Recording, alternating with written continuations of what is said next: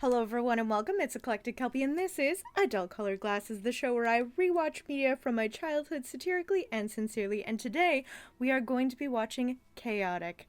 So basically in a world where all children's media is trying to compete with Yu-Gi-Oh! And Beyblade and Pokemon and all of these amazing animes that are making their way into North America, North American cartoon creators decided to try to put their own little spin on things, and that's how we ended up with Chaotic. I remember this show being pretty good. I definitely watched it until they did the animation change, and then it was like, this looks really bad now. So I definitely fell off. I kind of aged out of it around that time also anyway, so yeah, it just like once the animation changed, it wasn't it for me. But yeah, I remember enjoying the show. It's definitely like knockoff Yu-Gi-Oh! A little bit, but with like digitized everything. So it's kind of like augmented reality Digimon Yu-Gi-Oh! Combo package. Based on, I just learned this right now, based on a Dutch trading card game of the same name. You can check it out. I don't know. I think that's pretty cool. But yeah, I'm excited to get back into it. I'm not sure if I have any expectations of if it's going to hold up or not. I think we're just going to go in and just enjoy the ride. So without further ado, let's watch Chaotic Episode 1. Welcome to Chaotic Part 1. Okay, already though, I think the animation design is really fun. It's really like blocky. I am really enjoying the icy aesthetic, the action sequence. I can't remember her name, but I love her. I do remember the Overworlders and Downworlders card sets. But yeah, already a delight. She's not egregious for this, but this is a little bit kind of going into that, like, I mean, this was made in 2006, right?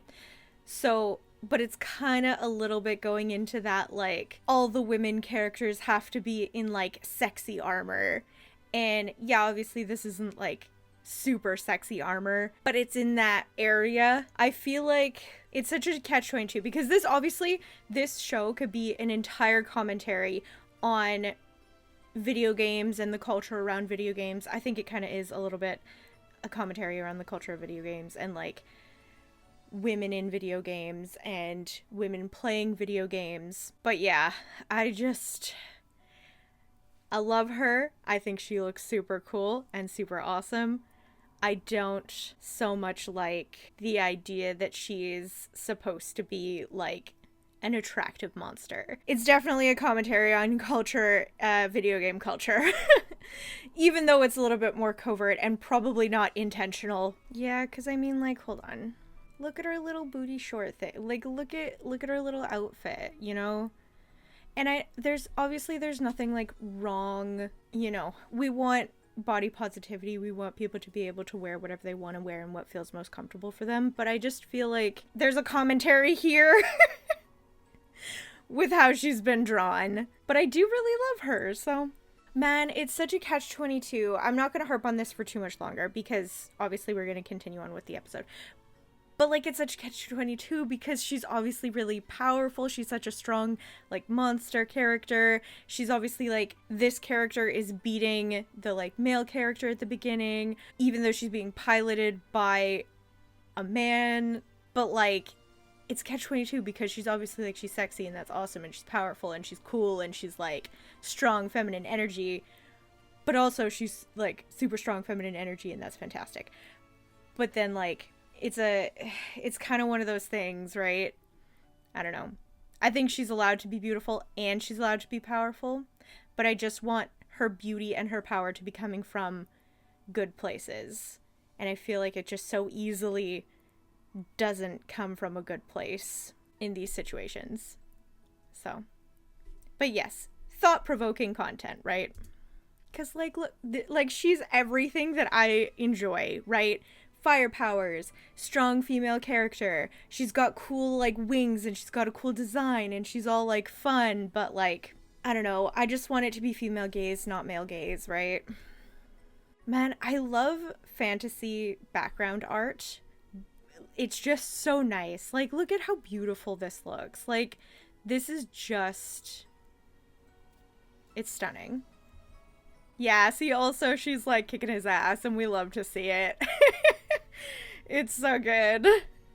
I also really like what they're doing with some of these shots. It feels very, like, comic book design. So, like, having these, like, panels to animate the scenes and, like, do the characters' POVs and that sort of thing. So that's really a fun, like, inclusion of just, like, how they're doing the storytelling. So, of course, there's a lot of, like, there's so much movement and it's animation.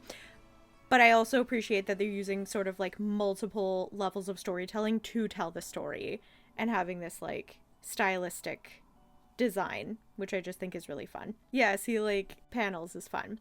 Also, kind of, like, because it's the duality, right? Like, it's the inside perspective versus the outside perspective. What we're seeing versus what the player is seeing, which is really cool. Because it's kind of like third-person POV extended or omnipotent. And then, like, character POV, which is just like what is in front of your eyes. So I think that's really cool. Dynamic storytelling. Yeah, she said roll credits. Welcome to Chaotic. Actually, hold on. We're gonna let the theme song play in a second, but actually, okay, so I love video games and I love nerd culture and, like, obviously, right? But there's such a horrible subsection of, like, nerd culture where there's so much gatekeeping and so much elitism and so much, like you can't like things casually. You have to be, like, a diehard fan, otherwise you're not a real fan. You had to have liked things from the very beginning and, like, stuff like that. And there's a lot of, like, barriers and, like, oh, if you're, like, you play video games casually, like, I love playing video games. I'm playing Assassin's Creed Black Flag right now, and it's the best time, right? But I'm not, like, good at it. Like, those stealth missions are awful, and I hate them sometimes, and there's so many of them, but I love playing. But, like, I could just imagine a lot of assholes being like, you're not even good at gaming, like, do you even know, like, all of the lore to every single Assassin's Creed game? There's, like, 9 or something, there's probably more, I don't know, but, like, all of this stuff, right, you know, and how people are so, like critical about people who come into a space rather than cultivating a love of something, like a shared love of something. They're gonna be like, you're not even good at this game. And that's basically what just happened, right? Because the one dude is like, I don't know how to play this game yet. I need to learn. Can you support me in learning how to play this game in this format, right? Because, like, he's only played it in cards.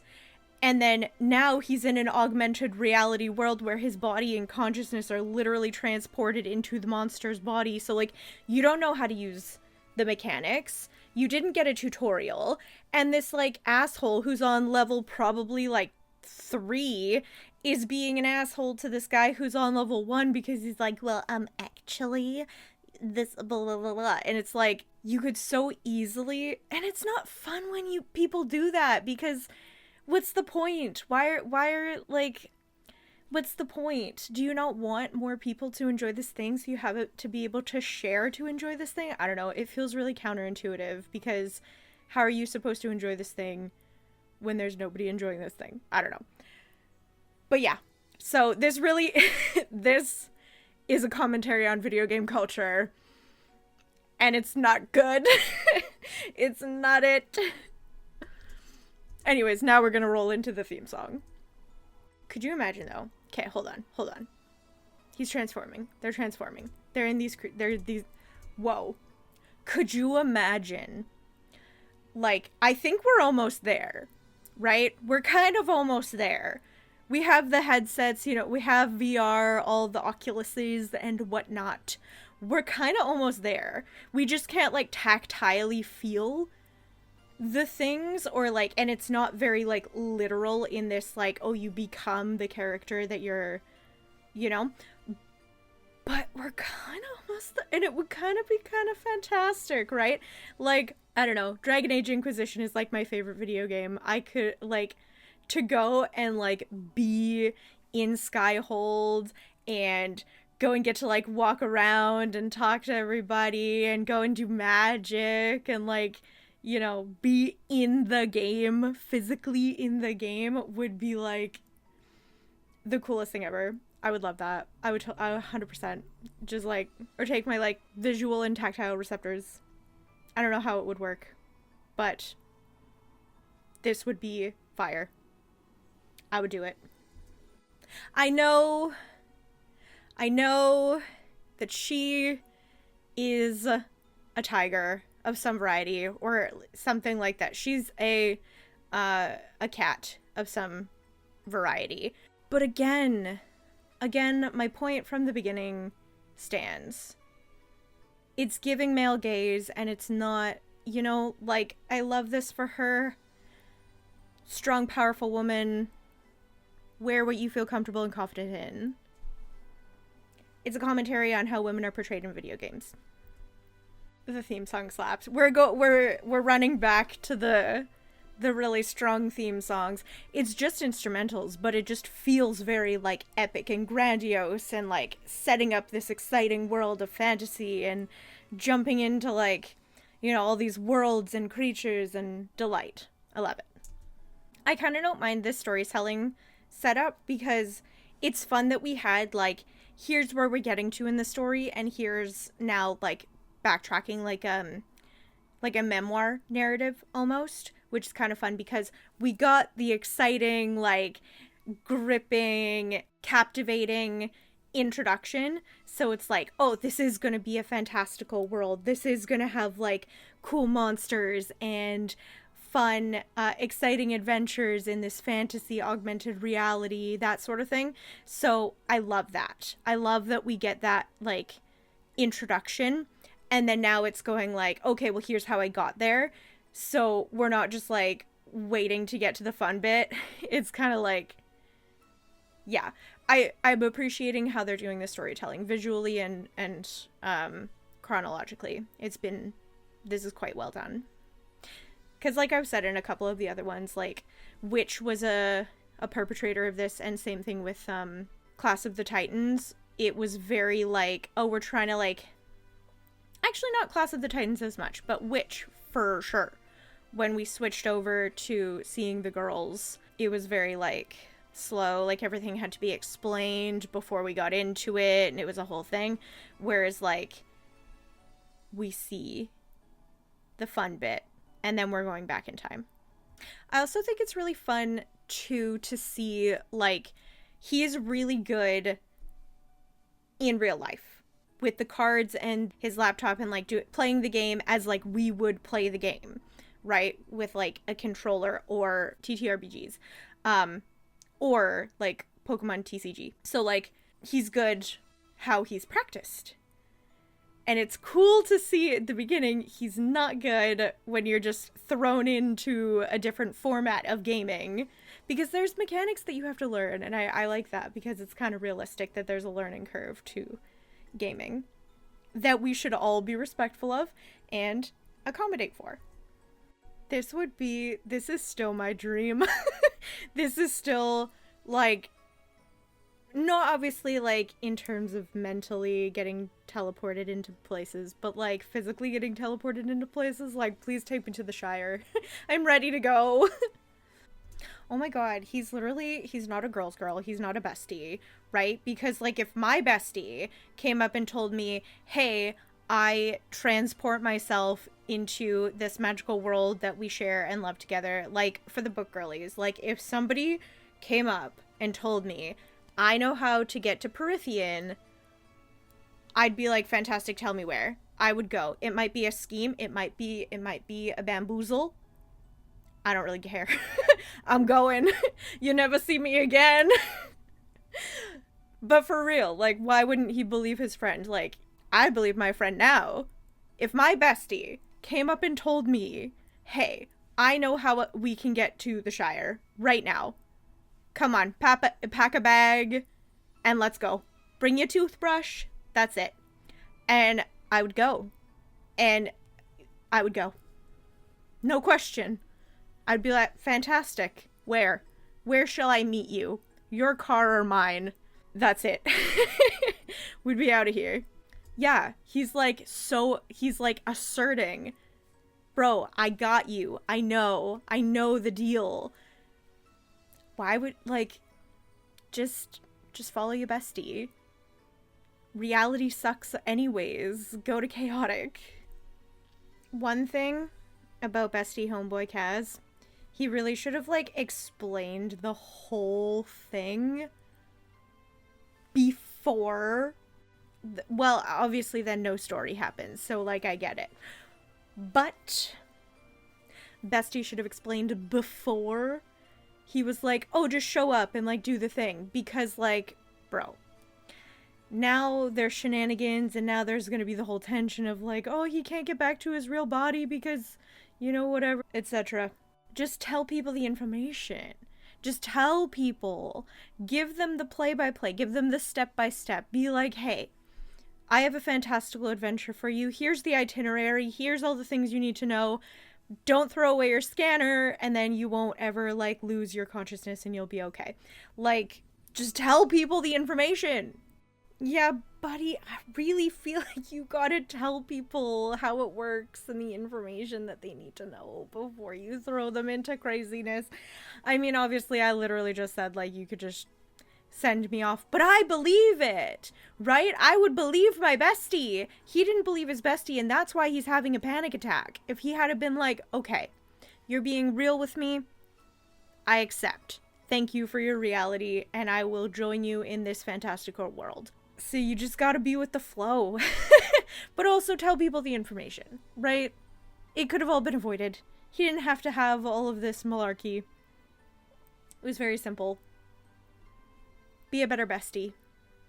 Like, fantastic bestie. Like, yes, take your friends to amazing worlds, fantastical worlds, whimsy, all of this. But give them the information. Yeah, bestie. Bestie needs to level up. This is also beautiful. This is a beautiful overworld.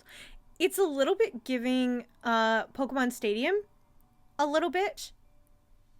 Like the N64 Pokemon Stadium layout, which I think is really cool. Yeah, it's giving like OG video games.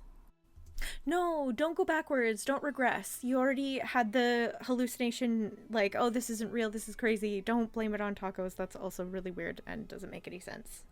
That happens a lot, actually. People will be like, oh, I ate cheese after midnight and now I'm having a hallucination. Does that happen? Is that real? Do people actually, like, unless you are ill and having a fever and you are allergic to somebody and you're, like, actually having, like, a brain melting fever that would have hallucination symptoms if you are high enough, like, that your brain is getting burnt. But, like, food can't make you hallucinate. But it's a running trend that happens a lot as, like, explanations for delusions. Don't blame the tacos. Go along for the ride. That's the other thing. I don't understand that in fantasy media. If I was dropped into a fantastical world, I would just go with it. Immediately be like, okay, tell me the rules. I'm there. I'm ready. Whatever. I'm committed to the bit. Why do people fight it? I don't understand. Why would you ever want to go home? As long as you could, like, bring your people with you, obviously. Obviously, I'd want to bring my people with me. But you never see me again. Bestie actually is not being a good bestie. He's explaining, but he's not actually explaining, right? Because he's like, here, let's get you ready for your match. Here's, like, the things that you already know about how to play. But he doesn't tell Tom that, hey, like, you gotta, when you only have a short amount of time, they had 3 minutes. When you have a short amount of time, you really gotta consolidate the information into the important priorities. you gotta tell him you're gonna turn into the actual, like, creature that you are playing as. Here's how this is gonna work. Here is the, like, technical, like, controller details that you need to know to be able to play the game. Like, how to use your magic, how to use your attacks, how to, like, do all the things. Here's the mechanics. Prioritize the information. Because that's why he doesn't know how to play, and that's why the other guy is rude and awful to him, because he's like, oh, you're such a noob. Like, also, though, like, stop and let people enjoy things and join into video game spaces at whatever the level they're at, and then just, like, you know, let people enjoy things. But, like, this was Bestie. Bestie didn't do a good job here. Gotta give it like a 5. Like, the bare minimum is that he's there and he's like, hey, here's, like, some basic information, but, like, 5 out of 10. Bestie, bare minimum. I'll tell you more later after you win. He didn't even tell him how to play. It's not the same. Augmented reality, okay, even in terms of, like, different controllers that we have now in real life, playing on an Oculus is going to be so different than playing on a PS4 versus playing on a Xbox versus doing PC gaming. There's so, like, you're not going to be somebody who's, like, amazing at PC gaming, put them on a controller. It's not going to be the same thing. It's not going to be the same thing. Unless they're PC gaming with a controller. But if they're using mouse and keyboard, it's not the same. This is not the same. And where the buttons are, if you give somebody who's never held... I don't think I've ever held an Xbox controller. I've always been a PlayStation person. Same thing with, like, mouse and keyboard. Like, who could say? Who even knows? But if I'm playing Dragon Age Inquisition on my PS4... I got those controls on lock. I literally A+. No problem. So, like, he's at a 4. 4 out of 10 now. Literally demoted. Cryptic is not helpful. 3 out of 10. Demoted.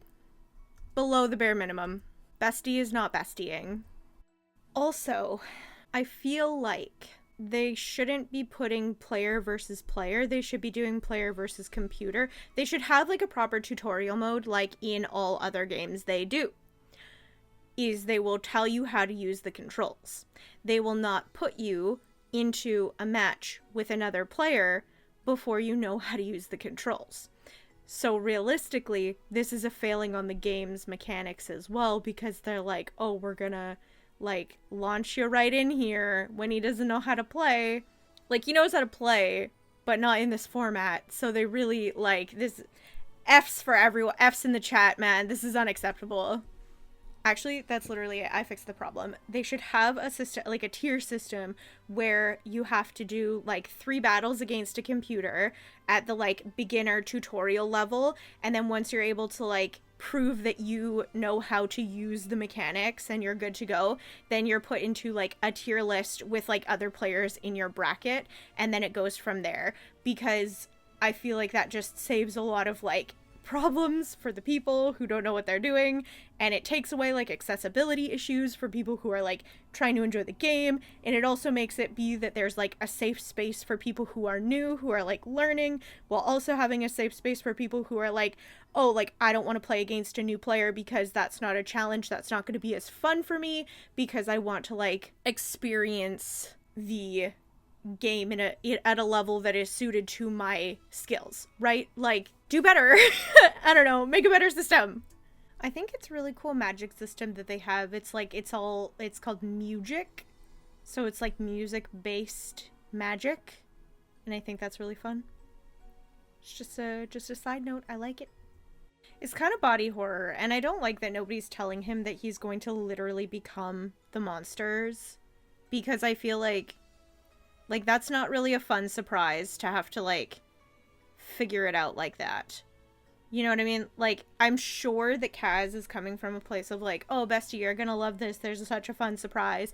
And if the two of them were being matched up together, that would be fine, because then they would be, like, together experiencing that. But this is like body horror. Like, his consciousness is going into another physical being, and then he's having to like fight somebody who's being really not supportive of him being a new player and is literally trying to like one-shot this kid, and is like, it's just not cool. I don't know.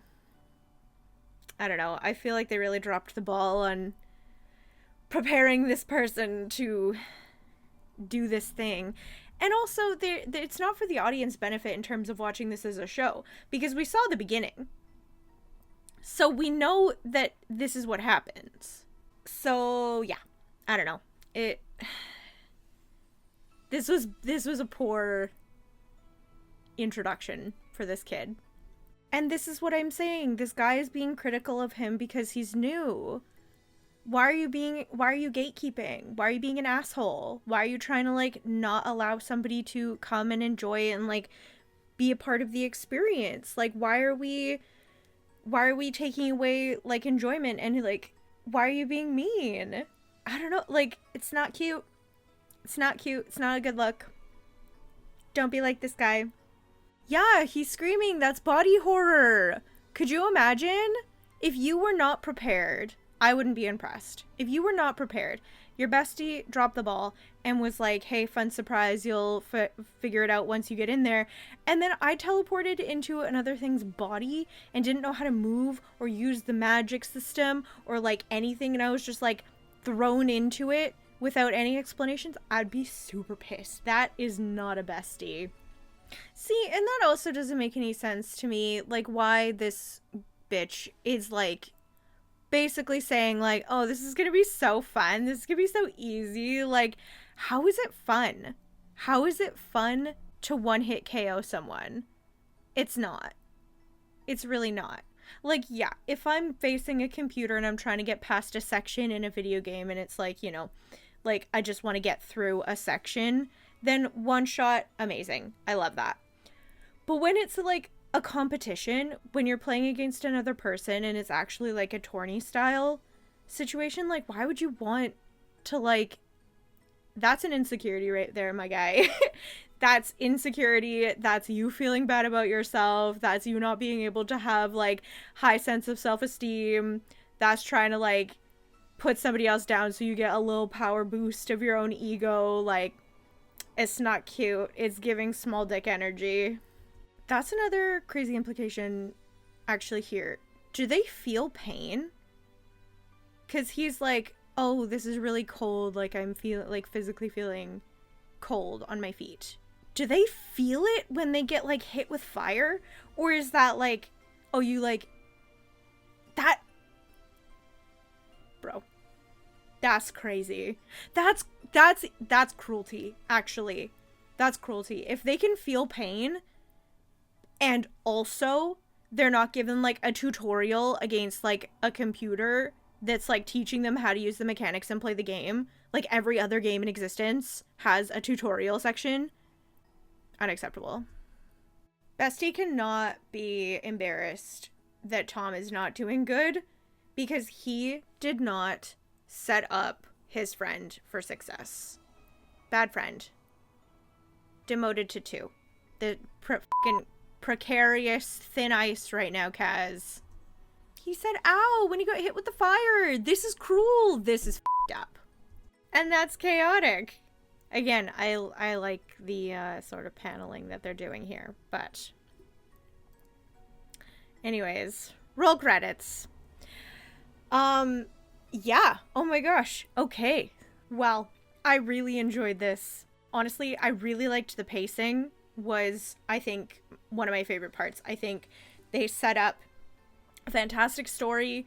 They got right into the action. They explained everything really well and very succinctly.